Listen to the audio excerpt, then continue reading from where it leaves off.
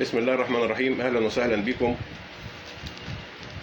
في قناة وصفات مهمة لحياتك، واهلا بكل افراد عائلة وصفات مهمة لحياتك. طبعا انا بعتبركم كلكم العائلة بتاعتي. النهاردة هنعمل بهارات الصدق زي المحلات بالظبط.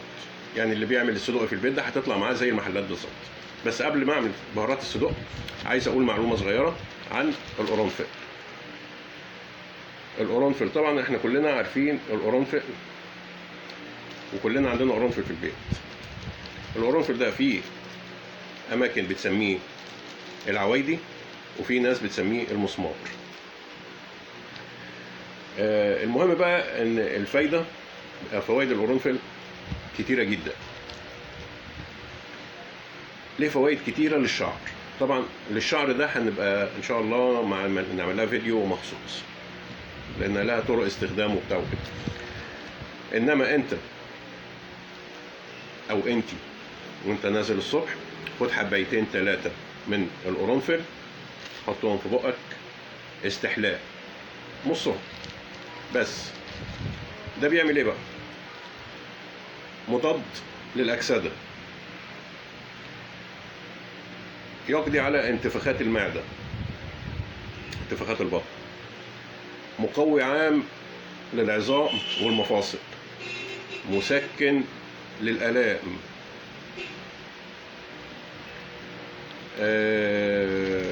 غير طبعا ان هو بيخش في جميع انواع البهارات. القرنفل ده كنز كنز كنز بجد. يعني انت بس وانت نازل الصبح خد حبايتين 3 قرنفل، حطهم في بقك نصهم وانت ماشي، هيخلي ريحه بقك حلوه. غير كده انه مقوي جنسي للرجال والستات، وانا قلتها تاني لان هو فعلا في ناس كتير بتستخدمه في المواضيع دي. خليكم معانا نروح لبهارات الصدق. بس يا ريت يا جماعه اللي ما اشتركش في القناه يتفضل يشترك معانا ويفعل زر الجرس على الكل علشان يوصلوا كل معلومه جديده وكل فيديو جديد بنعمله. اتفضلوا معانا. دي بهارات الصدق. مكونات بهارات الصدق: نص معلقه بابريكا، نص معلقه قرنفل، نص معلقه حبهان، معلقه كزبره ناشفه، معلقه كمون، معلقه بهارات عاديه. وهكتب برضو المكونات في الوصف، في صندوق الوصف تحت. لازم المكونات بتكون زي ما بكتبها بالظبط. المكونات ديت يا جماعه هتكفي نص كيلو لحمه. يعني اللي عايز يعمل نص كيلو لحمه ياخد ديت بالتفصيل. عايز اكتر من كده يبقى تضاعف الكميه. دلوقتي هنخش على المطحنه بتاعتنا وهنشوف هنعمل ايه. دلوقتي حطينا برضو المكونات بتاعتنا كلها موجوده في المطحنه، ودلوقتي هنطحن.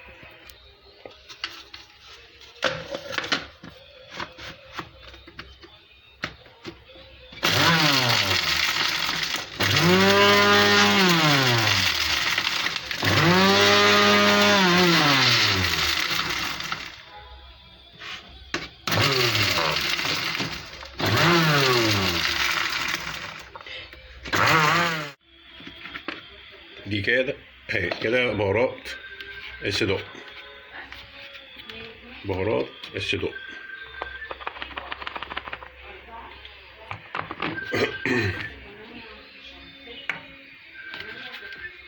بهارات الصدق. الكميه ديت يا جماعه تكفي نص كيلو لحمه. الكميه ديت تكفي نص كيلو لحمه. يا ريت برضو اللي ما اشتركش في القناه يشترك معانا ويفعل زر الجرس على الكل علشان يوصلوا كل جديد. والسلام عليكم ورحمه الله وبركاته.